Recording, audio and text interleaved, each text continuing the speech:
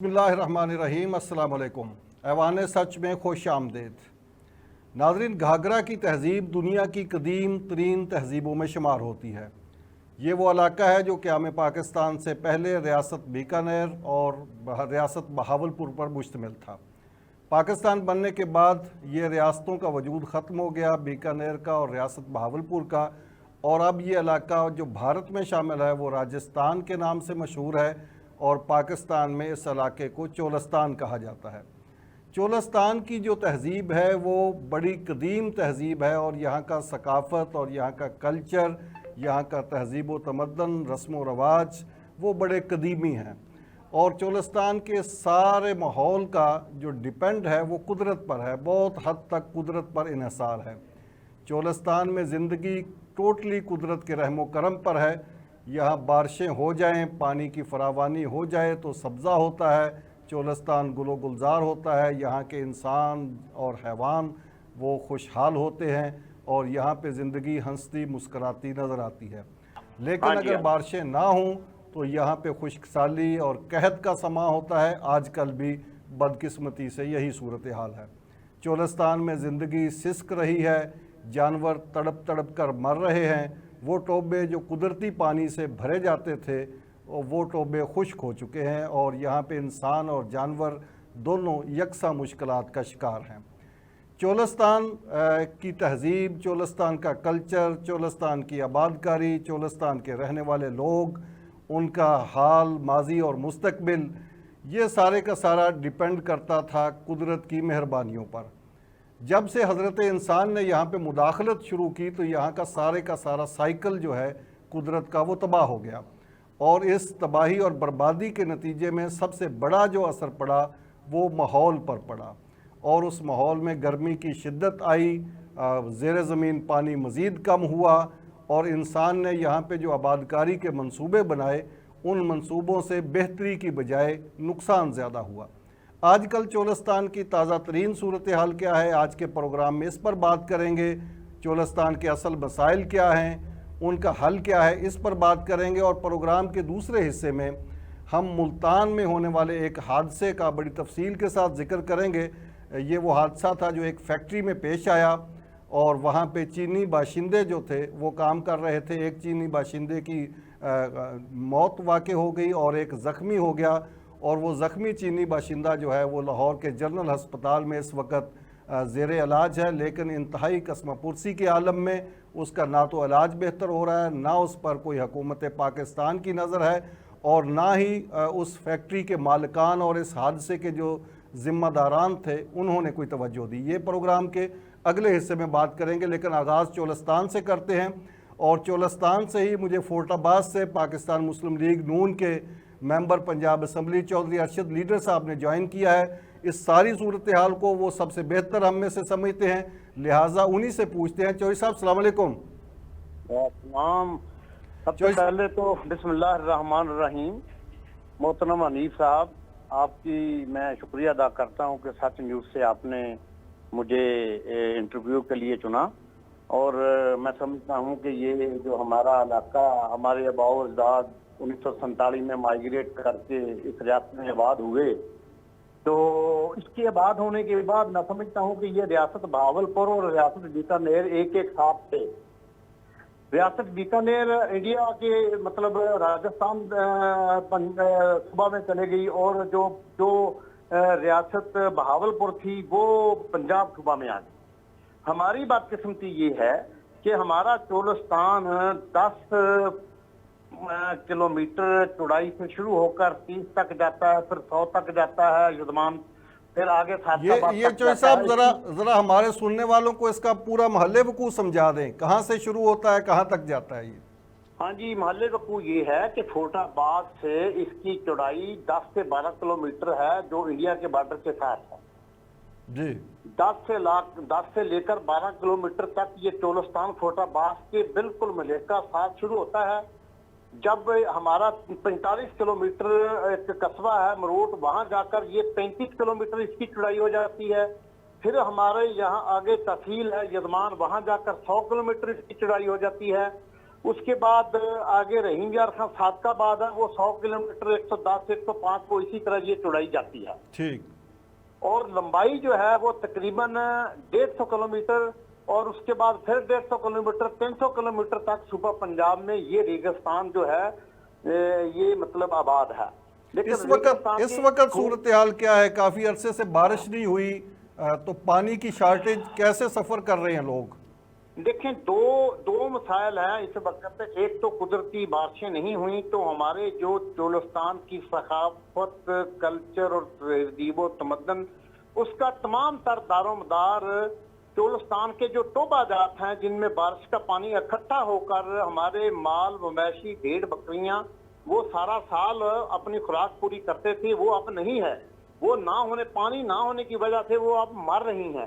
دوسرا یہ ہے کہ آباد رقبہ جو چولستان کا وہ بڑا آباد ہو چکا ہے، اور وہ ریڈیوس ہو کر چولستان میں سمجھتا ہوں چھوٹا مطلب رہ گیا ہے۔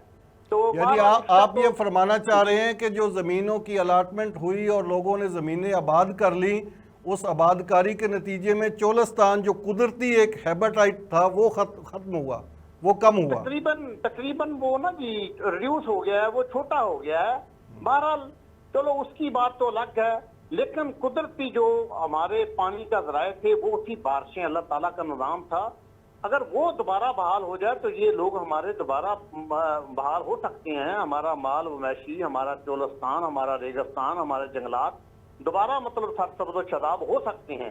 لیکن اس دفعہ قدرتی طور پر بارشیں نہ ہونے کی وجہ سے وہ جو ٹوبہ جات ہوتے ہیں کچے، ان میں پانی نہ ہونے کی وجہ سے ہماری بھیڑ بکریاں اور مال مویشی مر رہے ہیں، اور کافی مر چکے ہیں۔ اچھا چوہدری صاحب، پرویز مشرف صاحب کے دور میں چولستان میں واٹر سپلائی کی سکیمیں بنائی گئی تھی۔ یہ جن ٹوبوں کا آپ ذکر کر رہے ہیں وہاں تک پانی کی پائپ لائنیں بچھانے کے منصوبے تھے، وہاں پانی پہنچایا گیا، کچھ ٹوبے پختہ بھی کیے گئے، اس کے ساتھ ساتھ وہاں پہ کیٹل شیڈ بھی بنائے گئے تھے۔ وہ منصوبے اس وقت کام کر رہے ہیں، ایگزسٹ کر رہے ہیں، یا ختم ہو گئے؟ وہ میری عرض سنیں، وہ جو چند ٹربائنیں لگی تھیں اور کیٹل شیڈ بنے تھے، ان کی میں سمجھتا ہوں کہ پراپر طریقے سے دیکھ بھال نہیں ہو سکی، وہ فیل ہو چکی ہیں۔ ٹربائنیں جو ہیں چولستان کی میل مویشی کا پانی پورا نہیں کر سکتی، یہ قدرتی نظام ہی اس کا پانی پورا کر سکتا تھا، لیکن وہ اب بارشیں نہ ہونے کی وجہ سے وہ فیل ہو چکا ہے سارا نظام۔ اچھا، اس وقت گورنمنٹ کو اس کا حل کرنا چاہیے کہ یہ مال مویشی کو زندہ رکھنے کے لیے پانی کی مہیا ہونا ضروری ہے، اور ہمارا جو قدرتی واٹر لیول ہے نیچے زمین کا وہ بھی بہت نیچے جا چکا ہے۔ اچھا جو صاحب، یہ قدرتی جو واٹر لیول نیچے گیا ہے، اس کی زیادہ تر وجہ وہ سولر پہ لگی ہوئی ٹربائنیں نہیں ہیں جو لوگوں نے اپنی زمینیں آباد کرنے کے لیے لگا لی، اور پانی جو پہلے ہی زیر زمین کافی گہرا تھا مزید گہرا ہو گیا؟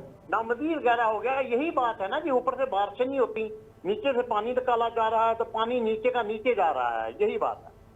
اچھا، جس وقت یہ پرویز مشرف صاحب کے دور میں یہ منصوبے بنے تھے، تو آپ کیا سمجھتے ہیں کہ جو چولستان کی اس طرح آباد کاری ہے جس طرح ان منصوبوں کے ذریعے کی گئی، یعنی ٹربائنوں کے ذریعے اور واٹر سپلائی کی لائنوں کے ذریعے پانی پہنچایا گیا، اس سے فائدہ ہوا چولستان کو یا نقصان ہوا اس سے فائدہ میں سمجھتا ہوں تب ہوتا کہ وہ جو چولستانی ہیں جن کی یہ ثقافت، جن کا چولستان، جن کے لیے یہ ریگستان، جن کی جو آباد تھے پاکستان بننے سے 100 300 400 سال پہلے سے، یہ انہی آدمیوں کو الاٹ کیا جاتا، ٹھیک تو پھر تو ٹھیک تھا۔ یعنی وہاں پہ بھی جو مقامی لوگ تھے جن کو ہم اپنی مقامی زبان میں ریاستی کہتے ہیں، جو اس وقت کے ریاست کے لوگ تھے، ان کو وہ زمینیں نہیں دی گئی، ان کے ذریعے یہ منصوبے نہیں بنے بلکہ کسی اور نے آ کے کیے وہاں پہ۔ نہیں، ان کو ایسے ہے کہ ان کو چند ایک کو منصوبہ مطلب زمینیں ملی ہیں، لیکن میرا یہ دین ہے کہ چولستان ریگستان تمام تر انہی ریاستی برادری کو دیا جاتا جو کہ وہاں پر اپنی بھیڑ بکریاں چرواتے ہیں، انہی کے ذریعے یہ آباد ہوتا تاکہ وہ خوشحال ہوتے۔ وہ تو وہاں کے وہاں ہی رہ گئے، الٹا ان کی بھیڑ بکریاں مر رہی ہیں۔ جی ناظرین، چولستان کے حوالے سے یہ گفتگو جاری ہے، یہاں پر ایک بریک لیتے ہیں اور بریک کے بعد پروگرام میں آپ کو دوبارہ خوش آمدید کہیں گے اور اسی موضوع پر بات کریں گے، میرے ساتھ رہیے۔ جی ناظرین، ایوان سچ میں ایک بار پھر خوش آمدید۔ جو صاحب، جس طرح آپ نے فرمایا بھیڑیں، بکریاں، گائے، اونٹ، یہ جانور یہاں کا جو اس انوائرمنٹ کے ساتھ مانوس جانور ہے، اور یہاں پہ بڑی تعداد میں یہ جانور پروڈیوس ہوتا ہے جو ملک کی دودھ اور گوشت کی ضروریات کو پوری کرتا ہے. یہ جو اس وقت سچویشن ہے اس میں کتنی کمی ہوگی, کتنا نقصان ہوگا یہ جو اگر بارش مزید نہ کمی ہوگی ہے؟ دیکھو جی یہ ایک فری کی میں سمجھتا ہوں چارہ تھا اور ہمارے یہ مال مویشی کی گروئنگ ہوتی تھی اور پورے پاکستان میں اس کا دودھ, مکھن اور گھی سپلائی ہوتا تھا.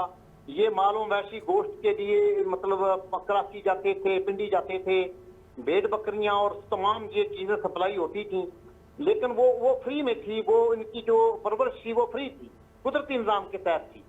لیکن اب جو بارشیں نہ ہونے کی وجہ سے یہ نقصان ہو رہا ہے.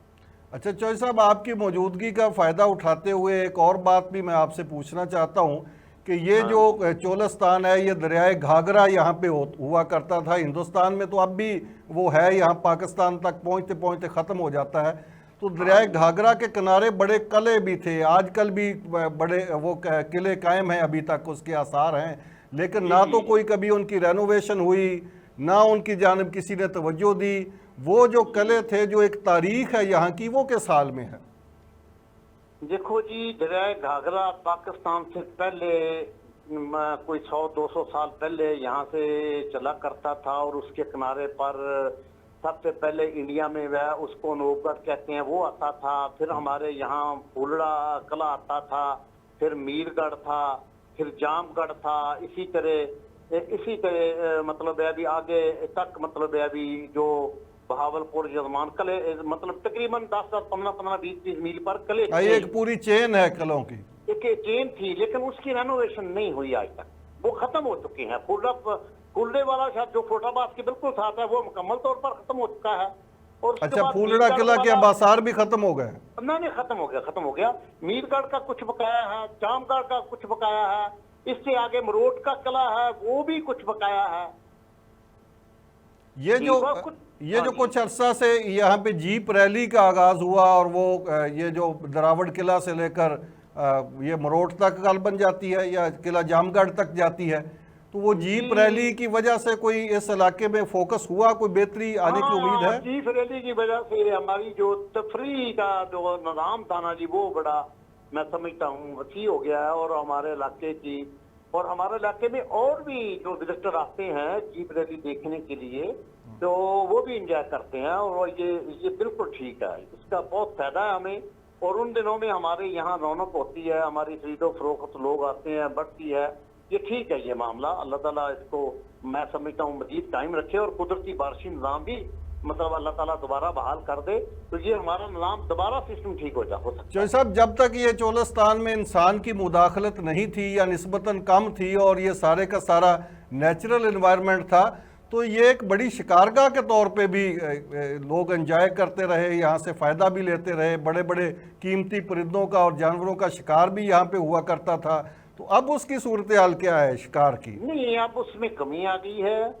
ہرن, نیل گائے کا شکار یہ اس میں بھی کمی آئی ہے. یہاں ایک بکھڑ پرندہ تھا وہ تو مکمل جسے ریگستانی جہاد کہتے ہیں وہ مکمل طور پر ختم ہو گیا ہے.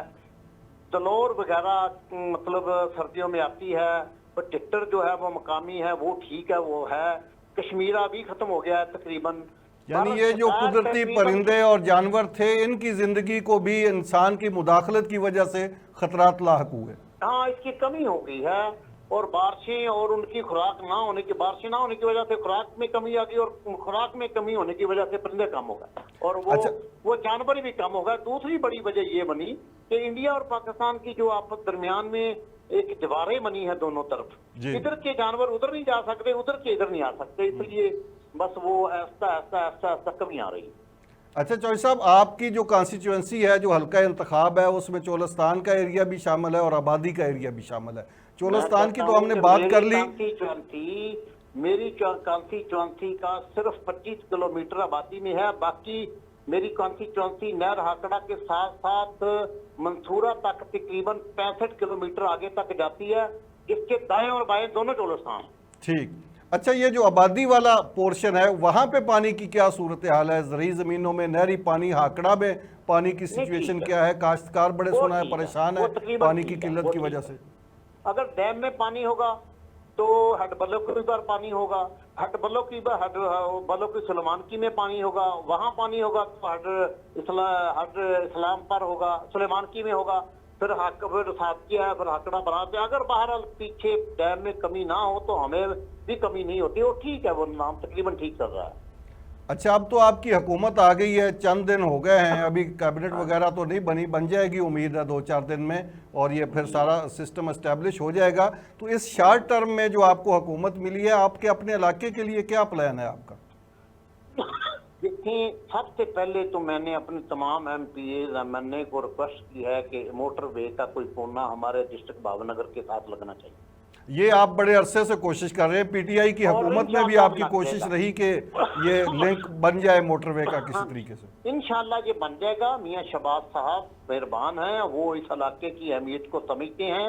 یہاں پر گندم پورے پنجاب سے زیادہ ہوتی ہے ہمارے ڈسٹرکٹ میں کپاس پورے پنجاب سے زیادہ ہوتی ہے، اور سب سے بڑی خصوصیت ہمارے کپاس کی یہ ہے کہ اس کی وائٹنس جو ہے کہ پوری دنیا میں مشہور ہے، اور انشاءاللہ میاں شہباز شریف صاحب وہ پاکستان سے ان کا لگاؤ ہے، وہ پاکستان سے مخلص ہیں، وہ زراعت سے مخلص ہیں، اور ہمارے ضلع کو ضرور وہ موٹر دے دیں انشاءاللہ۔ چودھری ارشد لیڈر صاحب، آپ کا بہت شکریہ، آپ نے قیمتی وقت دیا اپنا، اور چولستان کی صورتحال پر بات کی خاص طور پر، آپ کا بہت شکریہ۔ ناظرین، یہاں پہ ایک بریک لیتے ہیں، اور بریک کے بعد پروگرام میں دوسرے ٹاپک پہ گفتگو کریں گے، میرے ساتھ رہیے۔ جی ناظرین، پروگرام میں ایک بار پھر خوش آمدید۔ اس حصے میں ہم بات کریں گے ملتان کی ایک فیکٹری میں پیش آنے والے حادثے کی۔ اس حادثے میں ایک چینی باشندے کی ہلاکت ہو گئی، اور ایک چینی شہری جو ہے وہ زخمی ہوا، اور اس وقت لاہور کے جنرل ہسپتال میں زیر علاج ہے۔ ملتان کی یہ واحد میٹل فیکٹری تھی جہاں پہ یہ بیٹریوں سے سکہ نکالنے کا کام ہوتا تھا۔ محکمہ ماحولیات نے اس فیکٹری کو غیر قانونی قرار دیا ہوا تھا، اور اس حادثے سے تقریباً 1 سال پہلے اس فیکٹری کو سیل کر دیا گیا تھا غیر قانونی قرار دے کر۔ لیکن اس فیکٹری کے مالکان جن کا نام نبیل شہزاد ہے اور ان کے بھائی رمیز شہزاد، انہوں نے مبینہ طور پر انتظامیہ اور پولیس کی ملی بھگت سے اس فیکٹری کی سیل کو توڑا، اور وہاں پہ کام جاری تھا، جس دوران گیس لیکیج سے یہ حادثہ ہوا، اور اس میں ان 2 چینی باشندوں کے علاوہ 11 پاکستانی شہری جو تھے وہ بھی اس میں متاثر ہوئے تھے، تاہم ان کی زندگیاں بچ گئیں۔ اب صورتحال یہ ہے کہ یہ جو چینی باشندہ، ایک کی ہلاکت ہو گئی اور دوسرا زخمی ہو گیا، اس سارے معاملے کو فیکٹری کے مالکان نے پولیس، انتظامیہ، محکمہ ماحولیات، ان کے اہلکاروں کی مبینہ طور پر ملی بھگت سے دبانے کی کوشش کی۔ سچ نیوز نے جب یہ معاملہ اٹھایا اپنے خبروں میں اور پروگراموں میں، تو یہ انکشاف ہوا کہ جو چینی باشندہ جو ہے جس کی ڈیتھ ہو گئی تھی، اس کے کیس کو ختم کرنے کے لیے اس کے حوالے سے ایک جعلی چینی خاتون کو تیار کیا گیا، جس نے متعلقہ اداروں کے سامنے یہ سٹیٹمنٹ دی کہ وہ اس جاں بحق ہونے والے چینی باشندے کی بیوہ ہے، اور وہ اس حوالے سے کوئی کارروائی نہیں کرنا چاہتی، یہ حادثہ تھا، نہ ہی اس کا پوسٹ مارٹم کروایا گیا۔ تو اس طرح اس کیس کو جو ہے وہ سمیٹ دیا گیا، اور اس چینی باشندے کی ڈیڈ باڈی کو روانہ کرنے کے لیے کراچی بھیج دیا گیا، جہاں پر وہ ایک اطلاع ہے کہ ابھی تک ریڈ ہاؤس میں موجود ہے، وہ چین میں واپس نہیں بھیجی جا سکی، اور وہ جو جعلی خاتون تھی وہ بھی منظر عام سے غائب ہے۔ جبکہ ایک اور اطلاع کے مطابق اس چینی باشندے کی آخری رسومات یہاں پہ پاکستان میں ادا کر دی گئی ہیں، تاہم اس بارے میں حقائق کیا ہیں یہ متعلقہ لوگ ہی بتا سکتے ہیں، جن سے ہم بار بار رابطہ کرنے کی کوشش کر رہے ہیں۔ فیکٹری کے جو مالکان ہیں نبیل شہزاد، ان سے میری بات ہوئی، میں نے ان سے جاننے کی کوشش کی، تو انہوں نے کہا کہ ہم نے تو مرنے والے جو چینی باشندہ ہے اس کے ورثاء کو کمپنسیشن دے دی ہے، اب ہمارا اس سے کوئی تعلق نہیں۔ جب ان سے یہ میں نے پوچھا کہ جو زخمی چینی باشندہ ہے اور لاہور کے جنرل ہسپتال میں زیر علاج ہے، اس کا علاج معالجہ کیوں نہیں ہو رہا، اور اس کے ورثاء جو ہیں وہ بھی انصاف کے منتظر ہے، عدالتوں میں مسئلہ گیا ہوا ہے، اور اس کی نقل و حرکت پر بھی آپ نے مبینہ طور پر پابندی لگا رکھی ہے، تو نبیل شہزاد صاحب نے کہا کہ وہ اس حوالے سے آن کیمرہ ٹی وی پہ آ کے کچھ نہیں کہنا چاہتے، ہم معاملہ کورٹ میں ہے، وہ کورٹ جو بھی فیصلہ کرے گی اس کے بعد دیکھیں گے کہ ہم نے کیا رسپانس دینا ہے، اس پہ اس فیصلے کو قبول کرنا ہے یا اس کے خلاف اپیل میں جانا ہے۔ صورتحال تازہ یہ ہے کہ وہ زخمی باشندہ جو ہے وہ موت و حیات کی کشمکش میں مبتلا ہے. زونگ کیزو نام ہے اس کا. اس کو نہ تو ہسپتال سے اس کے بھائی کو جو اس کے ساتھ ہے اس کو بھی موو نہیں کرنے دیا جا رہا. اس کو سیکیورٹی کے حوالے سے بھی مسائل ہیں, صحت کے حوالے سے بھی مسائل ہیں, اور ان کے پاس پیسے بھی نہیں ہیں کہ وہ اپنا علاج کرا سکیں. نہ فیکٹری مالکان نے ان کو کوئی کمپنسیشن دی ہے, نہ انتظامیہ نے اس جانب کوئی توجہ دی ہے, اور پولیس نے بھی اس کا کیس مبینہ طور پر اس کے دعوے کے مطابق اس کو خراب کرنے کی کوشش کی ہے. اور محکمہ ماحولیات کے جو انسپیکٹر اس کیس میں مدعی بنے تھے, انہوں نے اصل جو ملزم تھے نبیل شہزاد کے جو بھائی اور اس کے جو دوسرے شیئر ہولڈر تھے, ان کو بغیر کسی تحقیق اور تفتیش کے مقدمے سے خارج کر دیا اور ان کو شامل ہی نہیں کیا کیس میں. اس ساری صورتحال کا انسانی ہمدردی کی بنیاد پر چودھری نصیر ایڈوکیٹ ہیں, انہوں نے چودھری نصیر کمبوز صاحب نے اس پہ ایکشن لیا اور عدالت کا دروازہ کھٹکھٹایا, اور یہ چینی باشندوں کو انصاف دلانے کے لیے وہ سرگرم ہوئے. انسانی حقوق کی تنظیموں کو بھی انہوں نے لکھا, اور پاکستان اور چائنا میں جو انسانی حقوق کے لیے کام کر رہے ہیں لوگ ان کو بھی لکھا, اور لاہور ہائی کورٹ اور ملتان ہائی کورٹ اور دیگر جو متعلقہ فورمز ہیں ان سے بھی رابطہ کیا. ان کے اس رابطہ کرنے پر لاہور ہائی کورٹ نے نوٹس لیا ہے, اور 18 مئی کو اس کیس کی سماعت ہے. اس حوالے سے جو تازہ صورتحال ہے وہ ہمارے ساتھ چودھری صاحب موجود ہیں اسٹوڈیو میں, تو چودھری صاحب سے جانتے ہیں. چودھری صاحب, یہ تازہ سچویشن کیا ہے اس کیس کی؟ یہ ایک بڑا ہائی پروفائل کیس ہے, غیر ملکی باشندے اس میں ایک کی ڈیتھ ہوئی, ایک زخمی ہوا, پاکستان کے دوست ملک کے باشندے ہیں وہ, تو ان کے ساتھ یہ کیا ہو رہا ہے یہاں پہ؟ بسم اللہ الرحمن الرحیم. سب سے پہلے تو میں حنیف قمر صاحب آپ کا بہت مشکور ہوں, سچ ٹی وی کا بہت مشکور ہوں, اور آپ کے پروگرام ایوان سچ کا بہت مشکور ہوں کہ آپ نے مجھے اس دل خراش واقعہ پہ لب کشائی کا موقع دیا. بیسیکلی یہ ایک انسیڈنٹ ہوا تھا, میں تھوڑا سا پس منظر آپ کو بتا دوں, اور اس کے بعد پھر جو میں نے اس کیس میں اب تک کیا ہے اور جو زیادتیاں یا جو معاملات اس کیس کو خراب کرنے کے لیے ہوئے ہیں وہ سارا پس منظر جو ہے وہ میں آپ کے سامنے رکھنا چاہتا ہوں. جی. اس میں یہ ہوا کہ جو تھا یہ فیکٹری تھی واحد بیٹر فیکٹری, یہ پرانی بیٹریوں سے سکہ نکالنے کا یہ کام کرتے تھے. یہ بالکل غیر قانونی طور پہ تنصیب کی گئی تھی, اور اس کو 15 مہینے پہلے اس انسیڈنٹ سے 20/8/2020 کو محکمہ ماحولیات والوں نے بغیر NOC کے تھی یہ, اور انسانی جانوں کے ساتھ کھیلا جا رہا تھا, اس کو سیل کر دیا تھا کہ پہلے آپ اس کو لیگلی جو ہے وہ اس کو پاس کروائیں, پھر یہ آپ اس میں کام کریں. لیکن یہ جو فیکٹری کے مالکان ہیں نبیل شہزاد اور رمیز طارق وغیرہ, یہ سارے بھائی آپس میں وہاں پہ کام کرتے تھے. تو انہوں نے کیا کیا کہ وہاں کی انتظامیہ کی ملی بھگت سے اس فیکٹری کو پراپر قانونی طور پہ ڈی سیل کروانے کی بجائے خود ہی اس کو ڈی سیل کر کے وہاں پہ کام شروع کر دیا. اور یہ جو 2 چائنی باشندے, جس میں ایک زونگ شینگ ہے جس کی موت واقعہ ہوئی ہے, اور ایک زونگ کیزو جو کہ اس وقت پیرالائز ہو کے دماغی طور پہ اور جسمانی طور پہ جنرل ہاسپٹل میں زندگی اور موت کی کشمکش میں ہے. تو اب یہ دونوں وہاں پہ انجینئر تھے, تو اب یہ فیکٹری کیونکہ تھی غیر قانونی غیر معیاری, تو وہاں پہ وہی ہوا جس کا ڈر تھا کہ یہ انسانی جانوں کے ساتھ کھیل رہے تھے. اور پھر یہ 15 یہ جو اب فوٹیج دکھا رہے ہیں یہ فیکٹری کی ہے, اور اس میں دیکھیں کہ اس وہاں پہ انوائرمنٹ کیا ہے, نہ کوئی حفاظتی انتظامات ہیں, نہ وہاں پہ کوئی کام کرنے کے لیے ورکرز کے لیے کوئی اس طرح کا کوئی ارینجمنٹ ہے, بلکہ ایک بھوت بنگلہ سا نظر آ رہا ہے. مطلب دیکھیں نا, وہاں پہ انہوں نے چائنیز کو جو ہے وہ وہاں ان کو رہتے بھی اسی فیکٹری میں تھے. دیکھیں یہ انسانی جو ہے وہ پاکستان, دیکھیں چائنیز ہے, اور چائنیز پاکستان کا کتنا بڑا جو ہے وہ ہر لحاظ سے پارٹنر ہے, دوست ہے, تو ان کو تو فیسیلیٹیٹ کرنا چاہیے تھا. اور یہ انجینئر تھے یہاں پہ, انسانوں کے رہنے کے قابل وہ جگہ ہی نہیں ہے. بالکل بالکل بالکل. یہ تو مثلا ایسے جیسے مثلا ایک ٹپری باس نہیں جیسے ہوتے کہ کوئی پراپر نہ کوئی کمرہ ہے, نہ کوئی دروازہ ہے, نہ کوئی رہنے کی جگہ ہے, تو ایک جیسے ایک ورک شاپ ہوتی ہے, اجڑی ہوئی ورک شاپ. اچھا, یہ جو سب حادثہ ہوا اس کے بعد FIR ہوئی, تو FIR میں صرف 2 بندے ہی کیوں نامزد ہوئے؟ اس میں دیکھیں باقی جو سب سے فیکٹری پہلے چلانے والے لوگ تو اور بھی. میں سمجھتا ہوں کہ اس FIR میں سب سے پہلے جو ہوا ہے, اس FIR کو دیکھیں, ایک چیز جب تھی غیر قانونی تو انسانی جانوں کے ساتھ ہی کھیلنا مقصد تھا نا. اکثر دیکھیں ہمارے یہاں پہ ایسے گیس کے مثلا گیس فلنگ کے جو ہوتے ہیں فلنگ سٹیشن, ان کو یا آتش بازی کے معاملات کو شہر کے اندر نہیں بنانے دیتے کیونکہ حادثہ ہو سکتا ہے.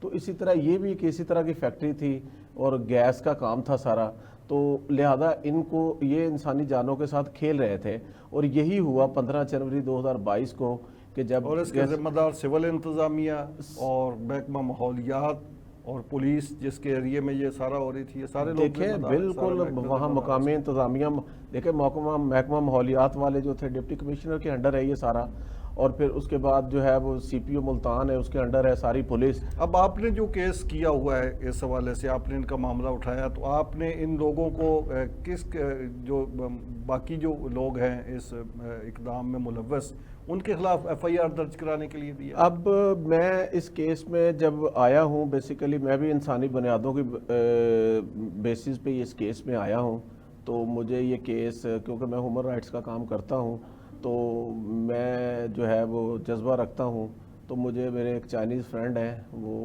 چائنا میں ہوتے ہیں، پاکستانی ہیں، انہوں نے مجھے اس طرف توجہ مبذول کروائی، تو میں پھر تقریباً 1.5 مہینہ پہلے اس کیس میں آیا، تو میں نے دیکھا کہ یہ کیس جو تھا بالکل سمجھے کہ انتظامیہ نے، فیکٹری کے مالک نبیل شہزاد نے، پولیس نے، یہاں تک کہ وہ ایک چائنیز خاتون تھی، سب نے یہ مل کے کیس بالکل ٹھپ کر دیا تھا، بند کر دیا تھا۔ دیکھیں ایک طرف تو ایف آئی آر ہوئی، ایف آئی آر بھی 302 کی ہونی چاہیے تھی، وہ ایف آئی آر ہی نہیں ہوئی 302 پروگرام کی۔ کا وقت ختم ہو رہا ہے چونکہ، اس لیے مختصر بتا دیں کہ اب جو لاہور ہائی کورٹ میں کیس ہے اس کا کیا سٹیٹس ہے؟ اچھا، اب میں نے اس میں آپ کو تھوڑا سا بتا دوں کہ جب میں اس کیس میں انٹر ہوا تو میں نے سب سے پہلے آئی جی پنجاب کو ایک اپلیکیشن دی، میں آئی جی پنجاب کے سامنے پیش ہوا، اور میں نے آئی جی پنجاب سے ریکویسٹ کی کہ اس کیس میں جو غلط ہو رہا ہے میں نے پوائنٹ آؤٹ کیا۔ میں نے کہا کہ زخمی جو ہے وہ ادھر پیرالائز ہو کے جنرل ہاسپٹل میں پڑا ہے، جو متوفی ہے اس کی ڈیڈ باڈی ڈیڈ ہاؤس میں پڑی ہے، اور یہ جو فیکٹری کا مالک ہے نبیل شہزاد، رمیز شہزاد وغیرہ، یا اس کے دیگر بھائی جو ہیں، انہوں نے کیا کیا کہ ان کو نہیں پوچھا، انسانی بنیادوں پہ بھی نہیں پوچھا، اور اس کے ملازم بھی تھے، ان کو پوچھنا چاہیے تھا۔ اس نے کیا کیا، اس عورت کو، جو لیو جنگ ایک عورت تھی، اس کو اس نے تیار کیا، اور ہر جگہ پولیس کے سامنے، انتظامیہ کے سامنے اس کو اس کی بیوہ بنا کے پیش کر رہا ہے۔ بہت شکریہ چودھری نصیر کمبوز صاحب۔ ناظرین، گفتگو آپ نے سنی نبیل شہزاد جو فیکٹری کے مالک ہیں، ان کے ساتھ بار بار ہم رابطہ کر رہے ہیں، وہ کیمرے پہ آنے سے انکاری ہیں، تاہم ان کا کہنا ہے کہ وہ چند دن تک مزید انتظار کریں گے اور اس کے بعد ٹی وی پہ آ کے اپنے موقف کو پیش کریں گے۔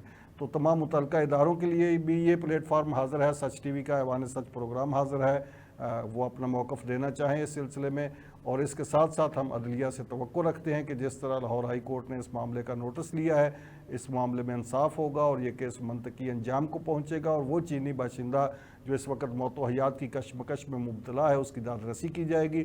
اس اچھی امید کے ساتھ مجھے دیجیے اجازت، اللہ حافظ۔